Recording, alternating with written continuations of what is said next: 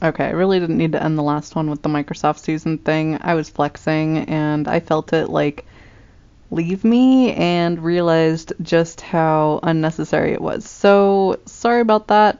Didn't mean to do that. Still recalibrating. I gotta tell you, the cyborg side of me is super janked after all of the jerking around that I did to it in the past 5, 6 years. Sorry for the error that pops out as a result. It is totally my bad. Um, After that super exciting deep dive into my psyche, let's now discuss the internet topology. I know we've all been wanting to discuss this with less raw and activated wounds. And I know all of us have internet trauma. Um, so to some extent, we're not going to be able to help raw activated wounds interfering with our discussion of the internet as like a place or as an ecology. But hopefully this is going to be a lot more clarified and a lot more streamlined, a lot more interesting, and hopefully a lot more accessible to the average end user. Because despite what I said in the previous cast, my personal campaign to save the white boys from themselves is not so much about them as it is about the average end user who I am especially fond, or of whom I am especially fond.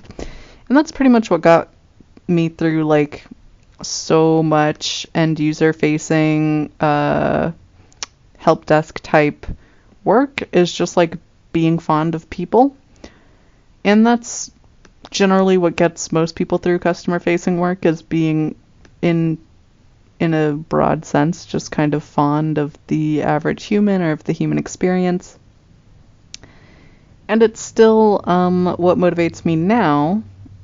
So I'm hoping that this cast can have less selective of a listener base, in the sense of like, you don't need to know all these highly specific things about the high tech, super edgy, super scary dark side of the technoverse sort of thing in order to like access or feel that this is accessible to you. And yeah, like I'm hoping to like create a somewhat entreaty towards the end user to more thoughtfully interact with their digital spaces and to treat it more as like a space or a place than well, I mean, I think that's already been happening, right? Since COVID, everybody was sort of forced to discover the digital world in their own way and, create a little place for themselves there, or else just go completely crazy in isolation. I hope that was the intent, like, that was the effect of COVID. I almost said intended effect, but I'm really not trying to fucking tinfoil hat you guys, and gals. But,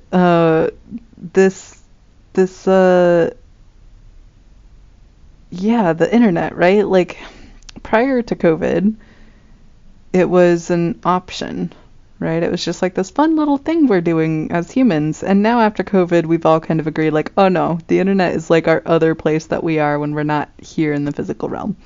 And so it's kind of popping off, like, low-key. But as I've mentioned before, and I'm not going to dig back into the history of the internet because I really upset some giants when I did that. But as I've said before, the internet is fairly new, and its impact on us as creatures psychologically is still kind of like an unfolding experience that we're all kind of getting to analyze and interpret and internalize together at the same time. And that's pretty exciting. That's like a unprecedented collective knowing, in a sense, and that's pretty fucking cool.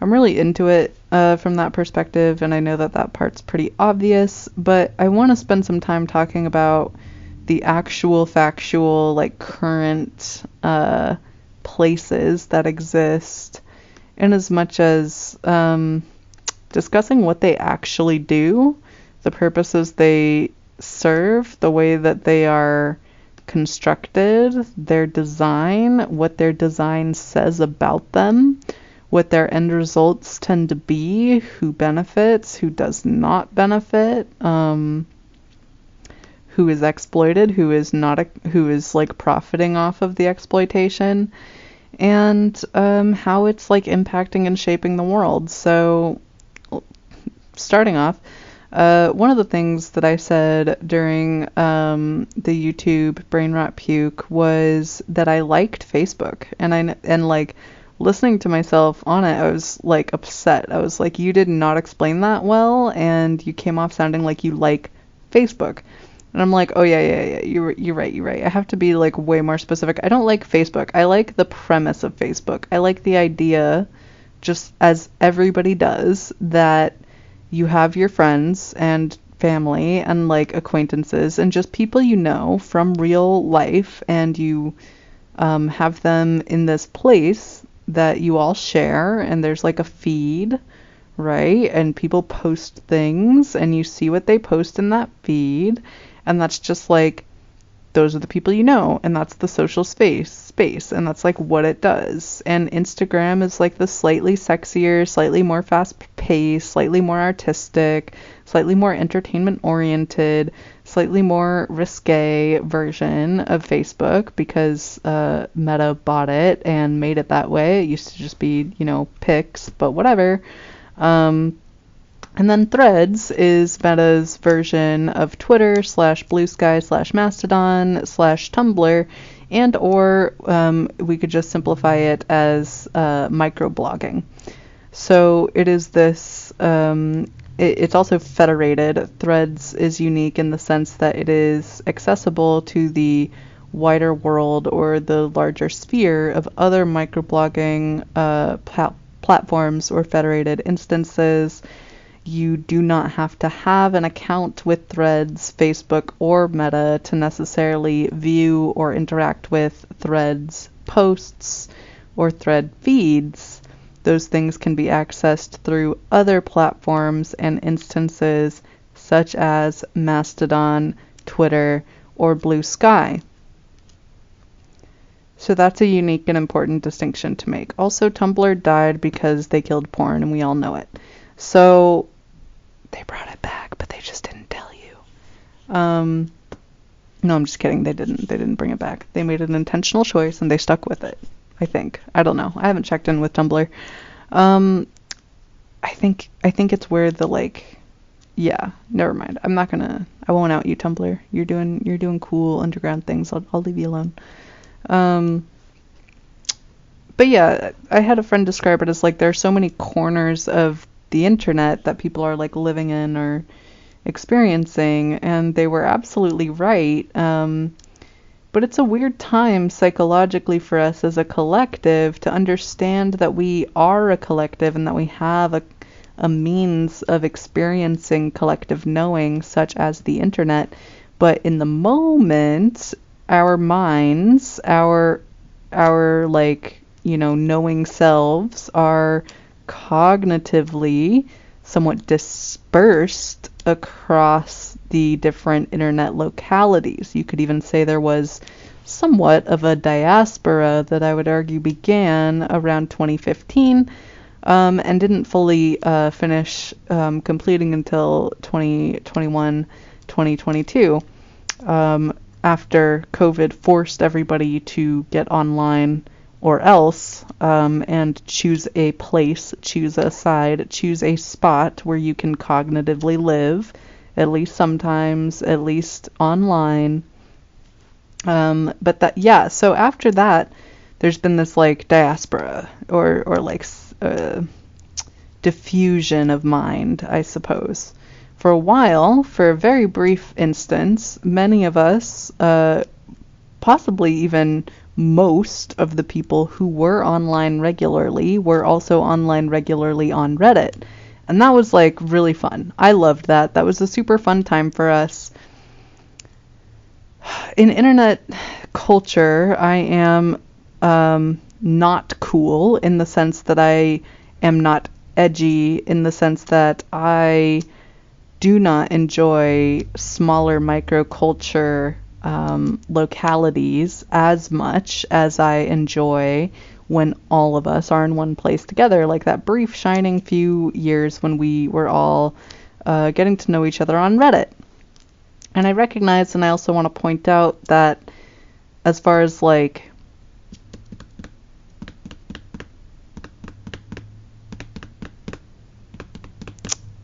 being representative of the world population, we were not all on Reddit. Everybody who had the means, the motive, and the opportunity were on Reddit during that time. And it was a significant amount. It was a very significant amount, and it was a wildly interesting time, and I loved it. So, you know, I am the socialiest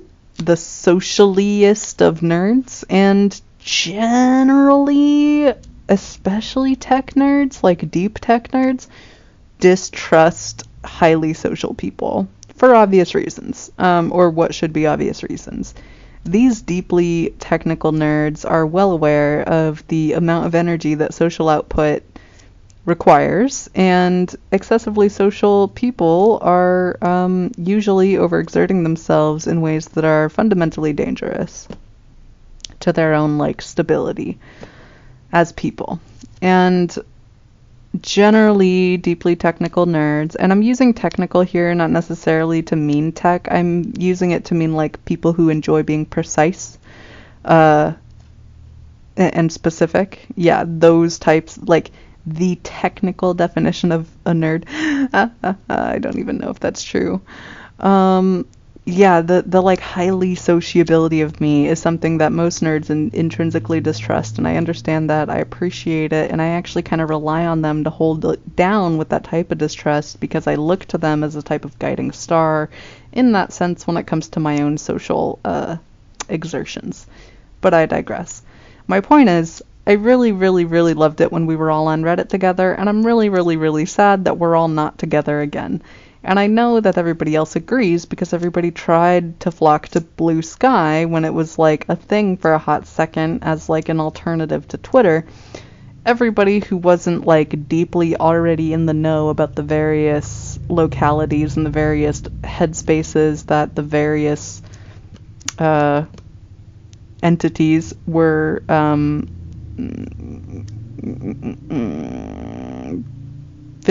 participating in, whatever. Everybody who didn't already know all of that stuff, which I guess is a hopefully growing slice of the technically literate population. But all the people who didn't already know, and some of the more normie people who didn't like even know that, you know, microblogging was a thing, all got really excited about Blue Sky, because they were like, oh my god, is it going to be like Twitter again? You know, like we miss Twitter, we miss the heyday of Twitter. And I know like I'm talking about when everybody was on Reddit, but the super social people were really excited about when everybody was on Twitter. Like it was just a thing. I personally think that we have a lot to work out as you know, community, as digital denzines, as netzians, net citizens, as people who take up cognitive space in digital spheres, because digital spheres take fucking money to create and to run and to like maintain, and not just money, but time, energy, people, resources, material, all of this stuff. So like, you know, it's built at cost, and the people who live there and participate in those systems and who enjoy them and who get to experience the privilege of being in them should both like understand what that cost is and ideally participate in somehow the maintenance and support of its continued existence. Much like my previous discussions of civic responsibility when I was speaking last week about being a high schooler, thinking that, man, you know, if I was forced to take care of my own high school the same way these Japanese school children are being forced to like janitor their own home, you know, their own elementary school, I would probably respect that space a lot more. Same concept here, you know, and that's just going to be necessary. But I'm getting a little ahead of myself. Like there are just way too many end users the final consumer of a product. Yeah. There's way too many end users who are just not technically literate or invested enough to care about that type of thing in the first place, let alone, volunteer into it usually. But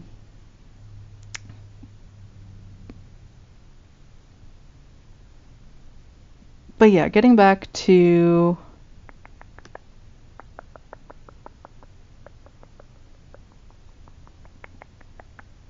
other things. Oh, I said I liked Facebook. Yeah, so I like the rigidity of Facebook in the sense that like it intentionally models a sort of antiquated um, speed. It's always slow. It never changes. It doesn't have like a whole lot of upgrades. The basic premise of it has been the same, for almost 20 years now, and it's really about like people you know in person. It's for friends and family, and the social prescriptions and norms of the place are pretty unchanging. They're also kind of archaic. They're intrinsically biased. The entire place is built and riddled with bias, and obviously that's a problem, but I like getting on Facebook and knowing for a fact that the experience I'm going to have is relatively the same as the experience that I had getting on Facebook, when I was 15. Right? I like knowing that my cousins, my friends, these people are on there, they're posting stuff about their lives, and that's it. Like, that's the thing. That's what they're doing. Reddit is a great place for broader, like I always think of it as the coffee shop that you go to and actually like have conversations about the newspaper with your neighbors. That's just not something you do anymore in physical space, but Reddit seemed like the place to do that. It doesn't feel like that anymore, again, for me, because my neighbors aren't fucking there anymore. But I really enjoy when all of us are in one place together, and I specifically enjoy the image board or forum posting format. So microblogging, not as exciting to me as forum format, and Reddit, Dig, 4chan, all that was forum-based style of interacting, whereas like Twitter, Mastodon, Blue Sky, all of that is microblogging. And then you have like Facebook is its own thing, It's not... Yeah, I mean, it's the scroll. I guess Facebook is just the scroll. Reddit has a scroll too, though, and their forums. Smarter people than me have probably already come up with names for this. But, yeah, but y'all, there is, there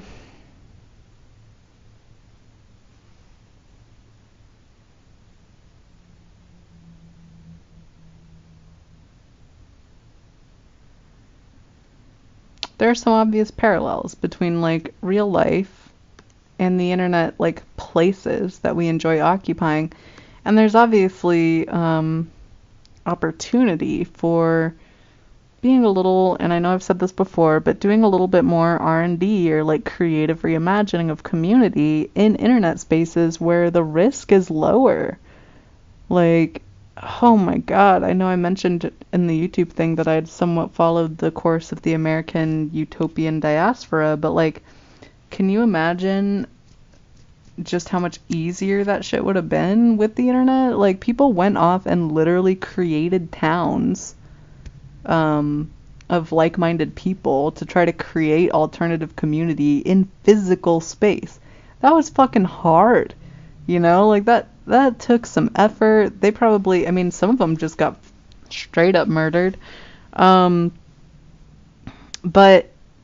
it's a lot easier to do that kind of shit online, and you see that already happening.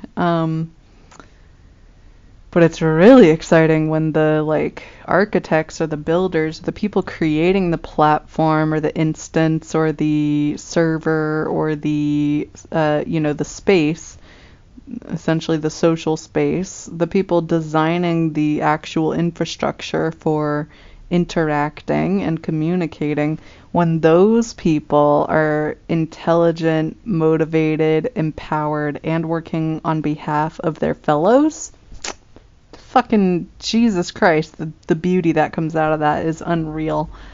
And that's really what's exciting to me about what's been going on lately in the tech bro universe. I'm using heavy quotes there. That like the normie end user just has no idea is even occurring, or doesn't care, or like is severely turned off by the tech bros in general, to the point where like they don't understand there's this whole beautiful other side to things, this diverse, not overly I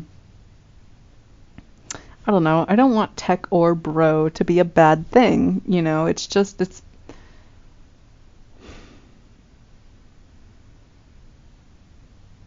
the Nazis. Yeah, it's their fault, I know. And to some extent the like toxic incels. I do think that you can be an involuntary celibate without being a toxic person. I just think it takes a lot more work. Like, yeah, I don't know. Like, there's plenty of stuff that happens in a person's life that makes your celibacy potentially involuntary.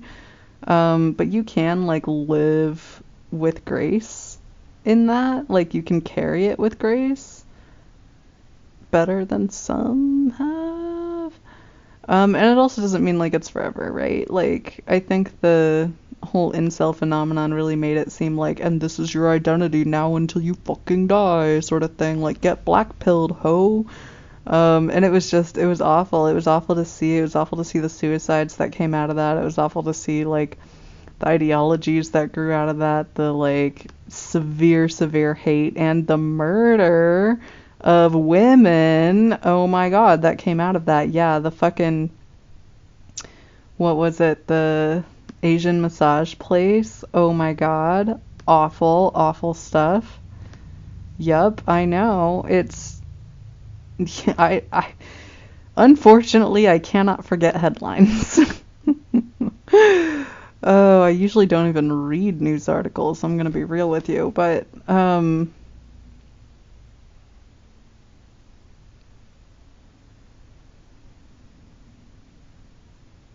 yeah, yeah.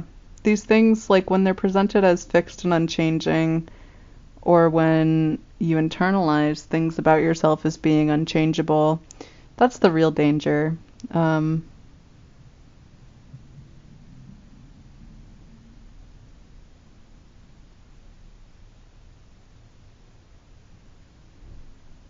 and a lot of that happens because people are hopeless, because people lose hope. They give in to despair. And that's more the type of darkness I was hoping to, like, personally help fight when I haired off into the realm of um, isolationist mental headspace mixed with, like, severe depression. Oh, I feel like we're going to be talking about this for a while, and I don't want to. But, um, yeah, the internet place. I'm like, I'm sad. I misread it. I just can't, like, get over it. Like, I have so much grief, and I know that, like, this just happens, right? Like, I also, there's so many other internet places that I have, like, lived and participated in that I'm just, like, I still miss them. Yeah, I'm not gonna, yeah, if I talk about them too much, I'll just get more sad. But this, like, question of where do we go now? What are we doing with all this? Like, I want a worldwide forum, right? Like, it doesn't have to be Reddit, but I want a place where, like, there is a nice there's a nice UI, there's good user experience, like, it's smooth, it's somewhat pretty. Yeah, I want it to look cute. But I want most people to be there. I want most people to, like, have their communities and like to have this microecology of community, and but then like bigger ones too, when world politics on Reddit turned into like a joke. I was so sad. I was like, oh no, this is like the indication we've all agreed that we're like closing the door on world politics for now at this level, because for whatever reason we've all agreed we need to go like either directly engage with world politics at a more personal level, or we need our engagement of our discussion of world politics to become a little bit more diversified. And I assumed that that was just like the pressure of the room, right? That was just a sign of the times, wouldn't you say? But it was sad, I fucking missed when we all politely, considerately, but internationally discussed world politics, like, and actually did. That was so nice. That was so much fun. Can we go back to that, please? But like, yeah, it's not safe right now to do, and we're all learning. And this is a beautiful, perfect analogy, but we're all learning how to be and act like schools of fish in the underwater universe that is the digital space, because that is like our psyche. That is mind to mind, raw fucking mind to mind interaction. And I will again tout anonymity. Here's a short list of why Reddit started sucking. Is the presumed anonymity started to disappear, the rise of profiles and increasingly more social networky aspects of their feature and functionality continued to grow. The whole debacle with Spez, just fucking don't Google it, but search it. All of these things kind of led to its demise. I think it was sold to new company. Yeah, there was just like a breakdown of trust with the oldest of the and the most loyal of the end users, and that is what kind of pushed it over the edge back into being somewhat innocuous resource, no longer quite so high key of a locale.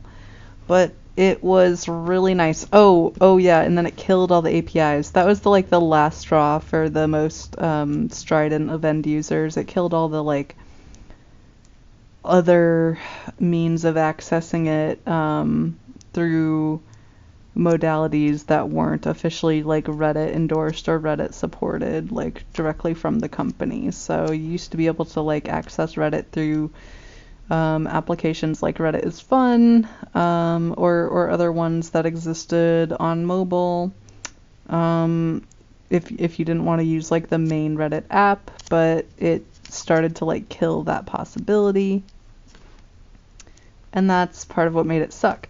But it was, for a brief time, not only a wonderful place for people to gather and like socialize and discuss world politics politely internationally as like the average person, but it was also a lovely place to like learn in a social way about coding and like computers and technology and computing, in a way that was like kind of more accessible for the average person. So that was really cool. I loved that. Oh god. Yeah. I feel like I need to take a break, but I'm like way too excited. Who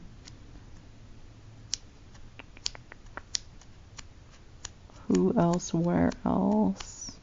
Yeah, just considering like where you are at online. How is it designed? Why was it designed? What does its functionality tell you about its intended use? And how does it facilitate you as an end user with your hoped for use? And a great example of this, I know I went on a rant about it before, but Instagram is designed in a way where like the logic decisions of it are completely geared towards keeping the application open. It's not geared towards facilitating you connecting with your friends and loved ones. It's not geared towards facilitating you like connecting with potential retailers even, or discovering cool underground eating houses or awesome music venues, although that is a really great use of Instagram. But it's not really geared towards those things as much as the intrinsic logic of Instagram is geared towards just keeping the application open by any means necessary, keeping you on it, essentially, keeping your attention engaged. And the level of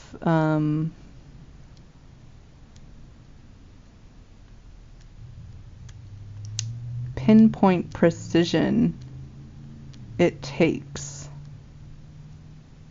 like the focused pinpoint precise focus of your attention. It's hard to use words for this because I don't think we have words for this thing, but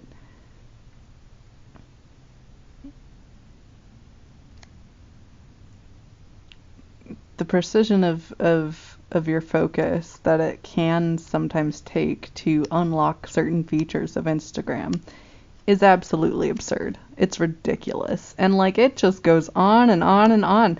I did my best, honestly. I did sink as deeply as possible as I could into Instagram. And I tried to find the bottom. I tried to find like where my brain's focused attentionality successfully bests the algorithm's capacity to continue offering me decision rules, and it was impossible. Or at least it was for me. They just kept going, because the entire purpose of that platform is to stay open, is to stay on. It's to keep your attention. It's to keep you engaged. And that can be really dangerous. I tend to think of it from the perspective of somebody who looks at these things more as an architect or an engineer or a builder.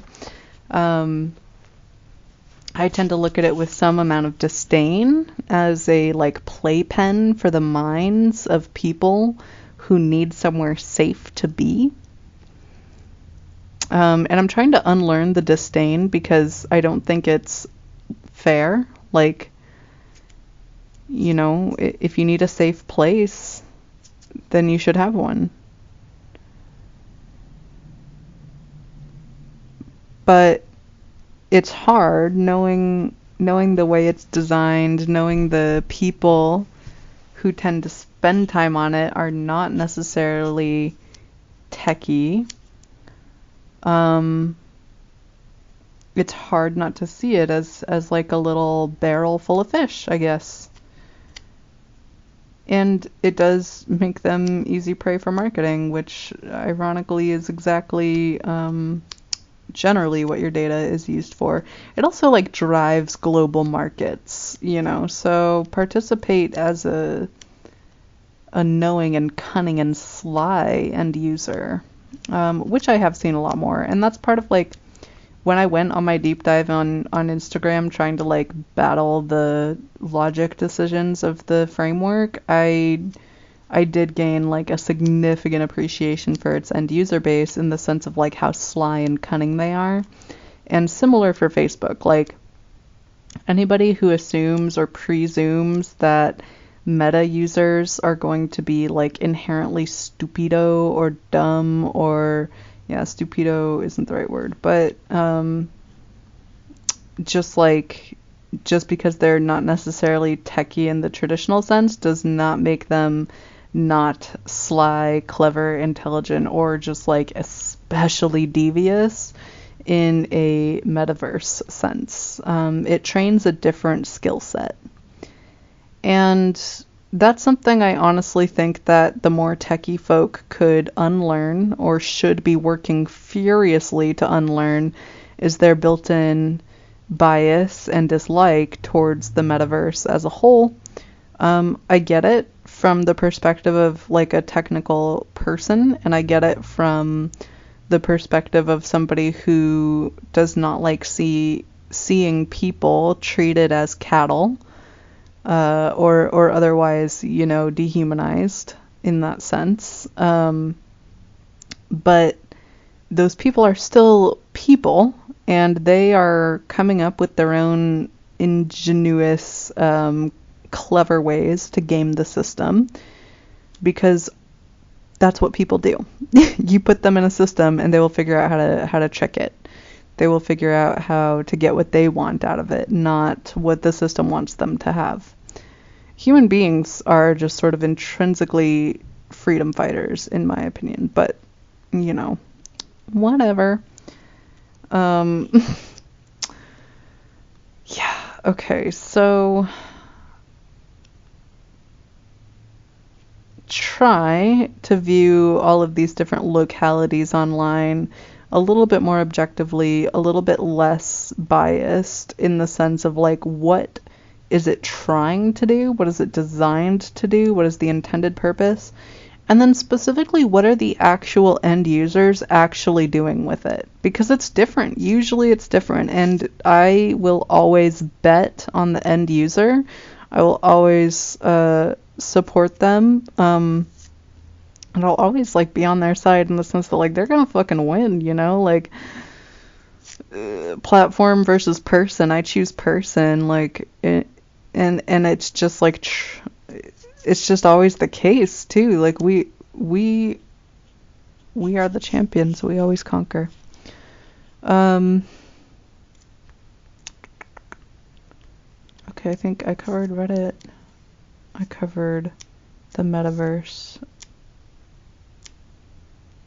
I discussed federated microblogging, although I will admit that it does not scratch the itch for social media junkies like me who love Instagram or TikTok.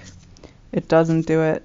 Instagram and TikTok are just such a more intimate means of interpersonal relating, at least partially because of the level of focus your attention needs to be at in order to engage with it meaningfully, and with the level of intimacy between human beings is the goal and the point, whereas that's not always the case with microblogging. Microblogging is much more about information sharing and information discussing in a chat style, in a non-forum, non-DM or group message style. Let's see, who else should I cover? Oh, I should touch on Google as the self-proclaimed fount of knowledge online, right? They are the Library of Alexandria, as I might have potentially accidentally paralleled in the past. But they led the way in digitizing old knowledge, or anything that was, physical, during a time when nobody was digitizing those things. So they kind of have the drop on people for that. Other archives that are digitally accessible are not as ubiquitous, although thanks to web crawling, thanks to API, thanks to RSS, thanks to a variety of different frameworks, we can now approximate Google's power as a search engine and no longer need to rely on it. So I would recommend finding different search engines to use. Plenty of people use DuckDuckGo. That's a genuinely wonderful place. I personally use MonoWiri, but you should choose a different search engine from Google. Google is directly connected to the exploitation of people for the sake of commerce, and the accumulation and the hoarding of resources. And, they are providing the panopticon experience for the end user, as well as the data for big data. The end user data that Google collects on people is just absolutely absurd. And that's primarily due to their browsers and the way that their browsers just sort of steal any data that happens to be lying around. If you have Google Chrome installed, I guarantee you it randomly and occasionally just rifles through your files, reads, like, skims it for anything interesting, and adds it to the profile it has on you for the purpose of who knows what. And that sounds super tinfoil, but it's 100% true. And that's Google for you. What they essentially designed is a knowledge aggregation network that doesn't have morality or ethics or an understanding of right and wrong in the sense that we tend to think of it. So it just aggregates. It does it automatically. It does it autonomically. It does it as a extension of its existence, of its purpose.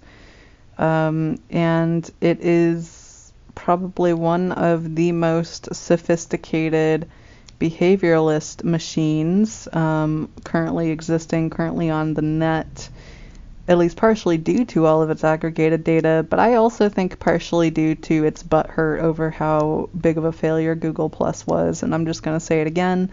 Google keeps trying to break into the sociality of things, but it's too unsocial to be successful, and it's mad. And when I say it, I mean all of the people whose minds go into creating it, right? Like, when I talk about these entities, I am specifically thinking of the psychological landscapes of all of the programming architects that put their actual physical embodied labor into that machine that they created. This inhuman place made by humans, now making human monsters. Oi. I gotta stop saying oi like that.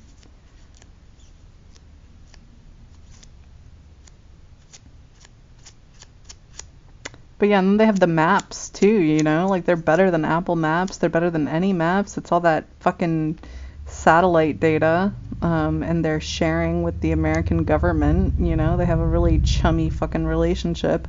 So they just kind of do what they want. They're the little giant eyeball of American overreach, yeah. And you should be scared, right? They got scientists, they got topology, they got behavioralism, they got it all, man. At least in the digital world, they are fucking ripped. So, that's a little concerning. But personally, I know I talked about this in the entities and human bodies thing, but my hot take on the corpos as human beings is that human beings should start acting like corpos, at least in the sense that they can do battle with them individually. Obviously, there are some significant drawbacks to that, which I am currently suffering in the re-radicalization of my values. However, it is possible, and if more people did it, maybe the drawbacks wouldn't be quite so bad. But yeah, okay, so this leads us, now that I've kind of outlined the entire internet, mostly, kind of, and what it looks like, mostly, kind of, the commonly understood places, I think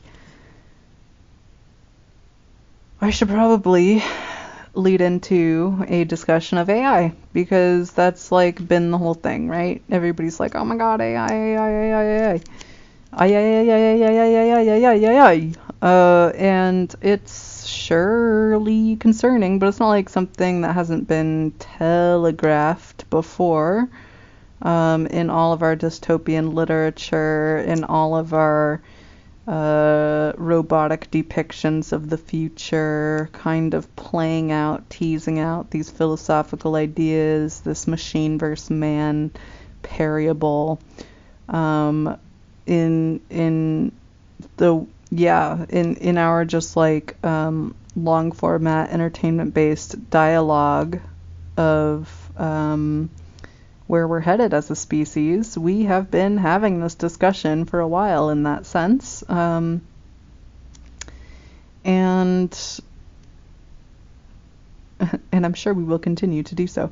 But AI is the latest iteration of this discussion, right? And the open letter against AI was super heartfelt. I really recommend reading it. You know, part of the biggest concern for AI is environmental concern. It's the same concern that we have for cryptocurrency, Bitcoin mining. It takes up a significant amount of energy to do this sort of thing.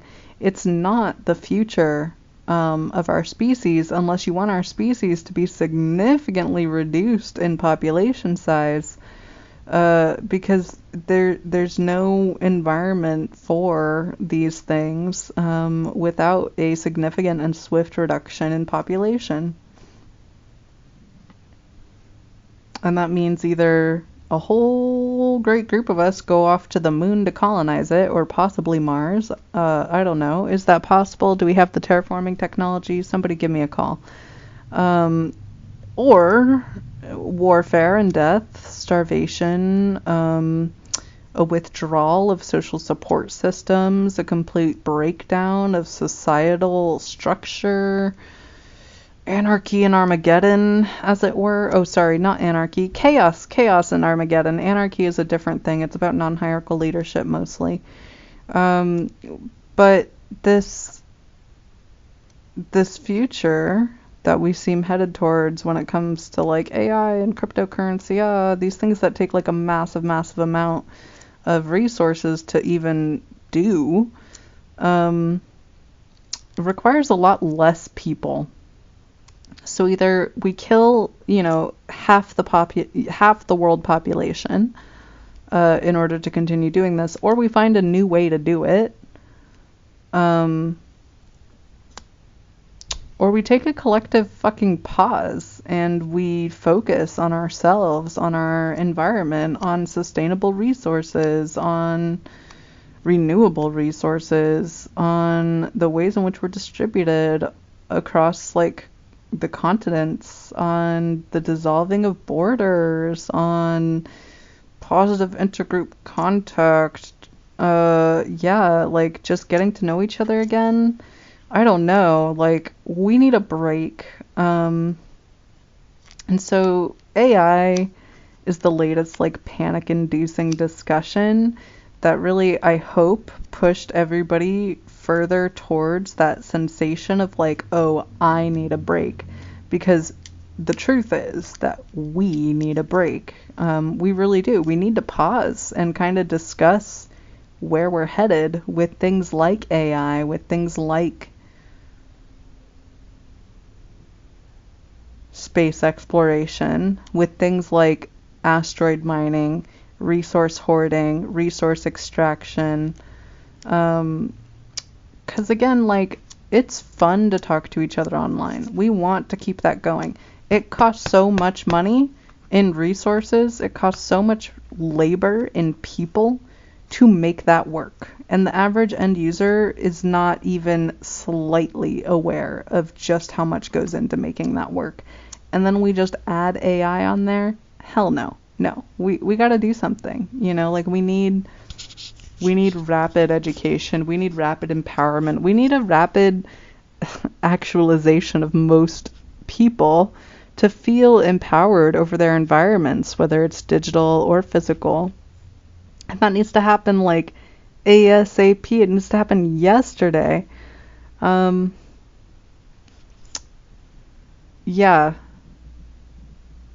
I mean, so when we talk about AI, it really touches on this fear of obsolescence. Automation and AI have always activated this very human, very fair, very valid fear of becoming obsolete, becoming unnecessary.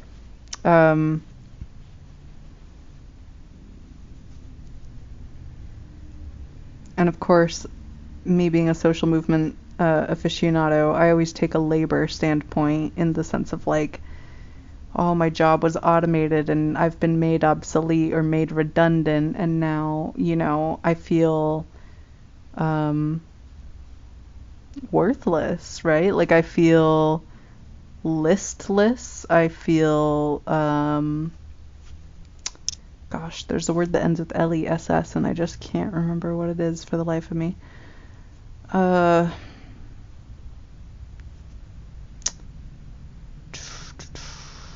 was made redundant and I feel directionless.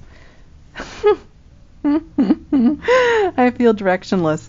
Yeah, I mean, and in a big way, AI is the large, it's a huge push in making people feel directionless. Like the AI versus artists, the AI versus writers. This is some significant, it's a significant upgrade cognitively, psychologically, and in productivity, in automation, in making it possible to truly streamline so much of we things that we used to consider to be work, um, and that gave us purpose as people, that made us feel like we had a sense of purpose, that we had a place in the world that was, providing something of meaning and value to our society, to our fellow people, to our communities. And now suddenly we're like, oh shit, we're being replaced by the machines. Now what do we do? And if your whole heart isn't screaming UBI and new creative endeavors and investing in community and volunteerism and going out into nature and repairing our ecology, you have not been paying attention. If your heart is not there, you're not here, right? And that's kind of what I was getting at about apathy, and about how apathy is this sensation of oh God, there goes those people caring again, people caring about AI, people caring about this or that. How dare they? That's where so many people are. And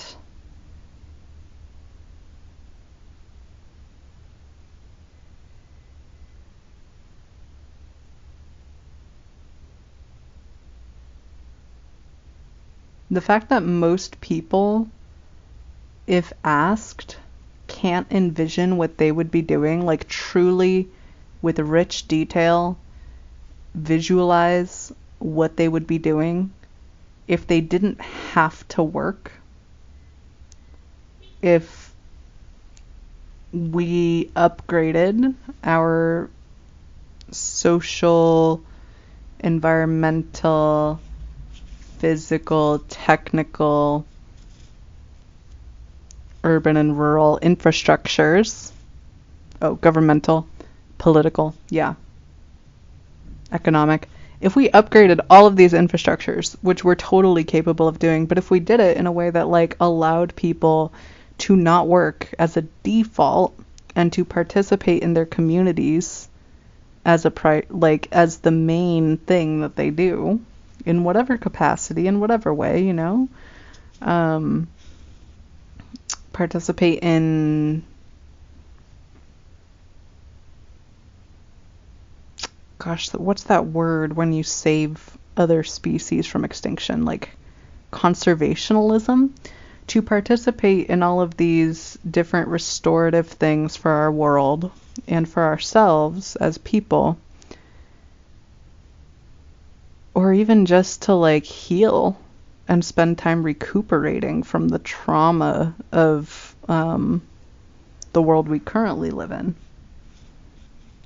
People who can't actively visualize that are completely drowning in apathy. They're completely drowning in hopelessness. They're completely drowning in despair. And unfortunately, that is most people.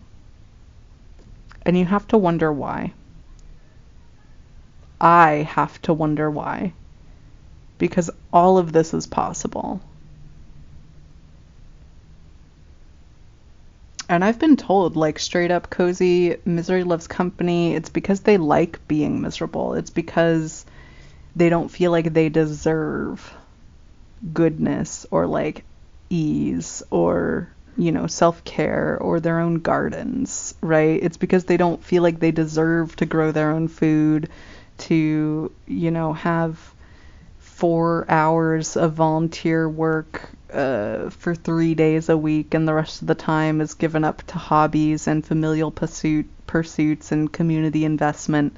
Like, it's because people don't feel like they deserve to have that. They hate themselves. They think that they should suffer in order to get what they want. That if they don't suffer for their goals, if they don't suffer for what they achieve, then it doesn't have meaning, it doesn't have value, and it doesn't matter. That's how people feel, that's what they think, that's what they believe, and they believe it so strongly that you'll never convince them otherwise. Shit, you know, like, and I've been told that all my life. I'm like, I don't think that's it. I think that's how it feels. I think that's really how it feels. But I don't think we actually do enjoy that. I think we're just trained to think that that's how we should feel. And so that's how we do feel, because the training was very effective. And people, like dogs, can be trained.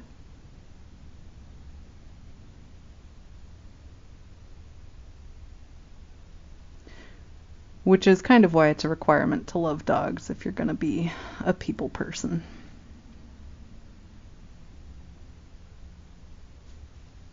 But I digress.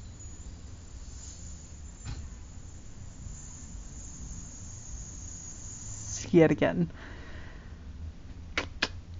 Yeah. And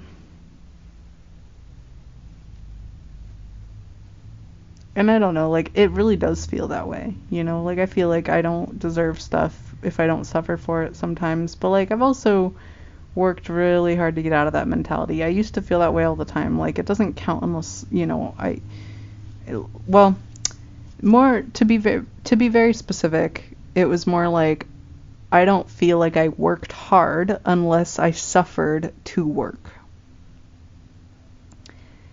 And I had to teach myself a distinction there, because there are ways to work hard and to feel that you have worked hard and to feel the satisfaction of hard work without suffering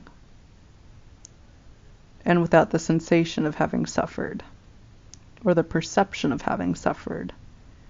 But what it takes is a true articulation of what counts as hard work, why it's worth it, why you're doing it, and what you expect to get out of it.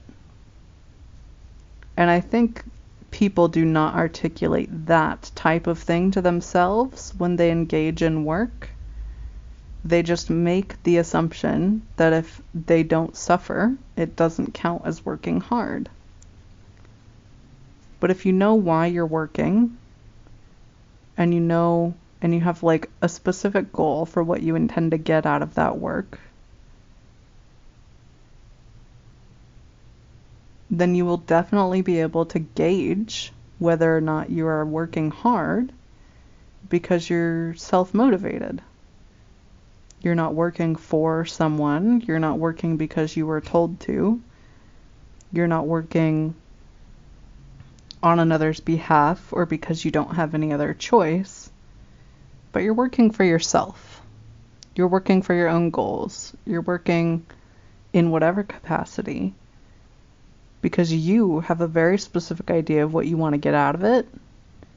You believe that it's possible, and you have determined that that is what you are going to do.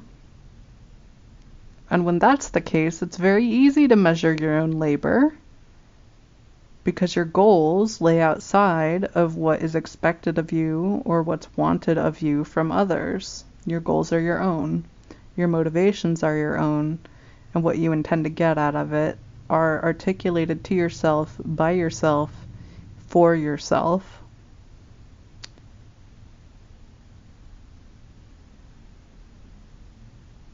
And when that's the case, it's never suffering, but it is always working hard.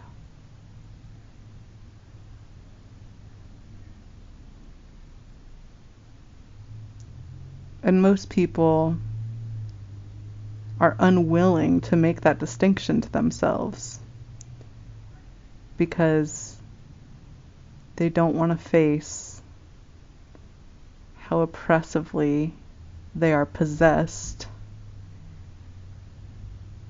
by interests outside of their own, and how terribly exploited their labor is, and how much of their labor, how much of their effort, how much of their life force goes into goals that are not theirs. You have to be able to admit how much of your life force is going into goals that you don't share before you can even begin to create your own. And it is a deeply heartbreaking experience to acknowledge just how enslaved you are to the system.